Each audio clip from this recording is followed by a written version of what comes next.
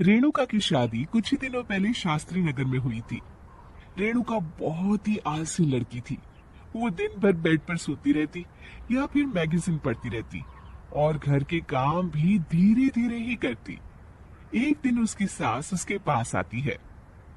बहू, आज बेसन का चिला बना दे, बड़ा मन कर रहा है। हाँ मम्मी जी, बनाती हूँ थोड़ी देर में। थोड़ी देर में? अरे थोड़ी देर में तो रात के खाने का वक्त हो जाएगा बहू। अच्छा मम्मी जी, तो फिर आप रात का खाना ही खा लीजिएगा ना। हे भगवान, कैसी आलसी बहू मिली है मुझे, हर काम को बस टालती ही रहती है।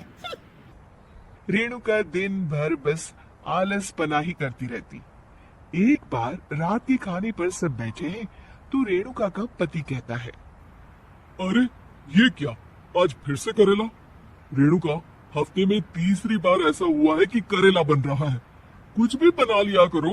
अरे इतनी सारी सब्जी मिलती है मार्केट में।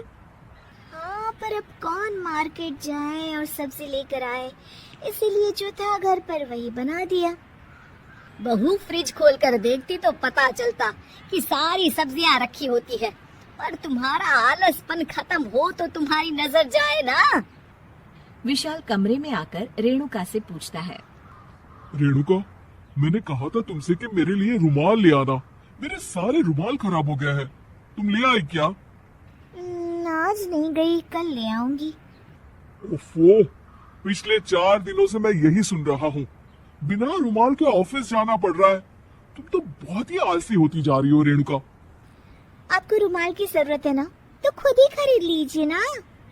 हाँ, अब वही करूँगा। तुम्हारे भरोसे बैठा रहा तो कुछ नहीं होगा। हाँ। एक दिन दरवाजे पर बेल बज रही होती है और रेणुका सोफे पर बैठी होती है, पर आलस में दरवाजा खोलती ही नहीं। अरे बहू, कितनी देर से बेल बज रही है? क्या कानों में रुई डालकर बैठी हो जो सुनाई नहीं दे रही बेल?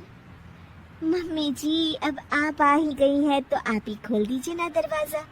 क्यों मुझे ताना मारकर और देर कर रही हैं? अरे वाह, उल्टा चोर कोतवाल को डांटे। सास दरवाजा खोलती है तो उसकी पड़ोसन दरवाजे पर खड़ी होती है।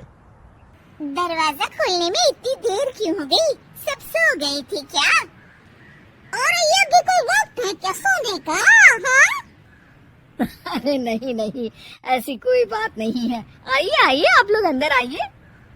ओफो, इन सबको भी अभी आना था। अब मम्मी जी लगा देंगी मेरी ड्यूटी किचन में।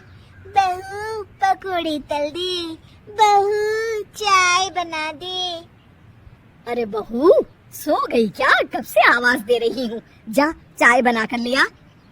हाँ मम्मी जी, अभी जाती हूँ थोड़ी देर में। सास रेणुका को आंख दिखाती है। मतलब थोड़ी ही देर लगेगी चाय बनाने में, अभी ले आती हूँ, बस झटपट। रेणुका रसोई में जाती है और इसी आलसीपन में वो चीनी की जगह नमक डाल देती है। जैसे ही सब चाय का घूंट भरते हैं, चाय थूक देते हैं। थू थू। थू थू, ये कैसी चाय बनाई है तूने रेणुका? इसमें तो सारा नमक भरा है। हाँ, और ये पकोड़े, इसमें इतनी मिर्च है कि मेरी तो हालत ही खराब हो गई खाकर। और रेणु जी, आपकी खातिरदारी में पहले तो कभी कोई कमी नहीं रहती थी, पर जब से आपकी ये बहू आई है ना, मामला कुछ गड़बड़ा सा गया है। हाँ हाँ, जहाँ आप इतनी एक्टिव हैं, वहीं आपकी बहू एकदम आलसी, एकदम राम मिलाई जोड़ी लगती है।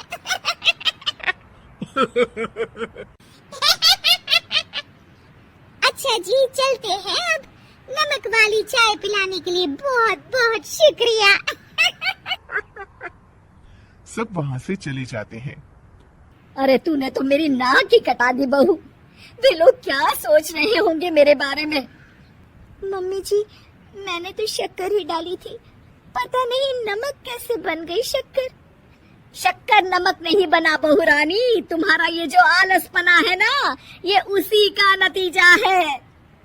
सॉरी मम्मी जी, अब मैं ये आलसपन छोड़कर सारे काम अच्छे से मन लगा कर करूंगी।